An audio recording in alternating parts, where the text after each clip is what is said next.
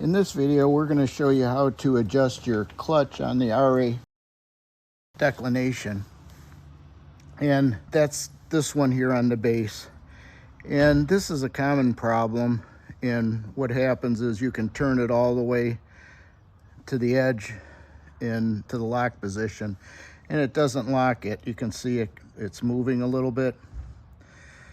So if you get it to this position, what you want to do, I think this is a 1/16 Allen wrench, and you put it in here, and there's a little screw in here, a set screw, and you want to, first off, you want to make sure that it's all the way in the lock position, and then you let off on the screw, so you take all the tightness off the screw so that this part will move freely.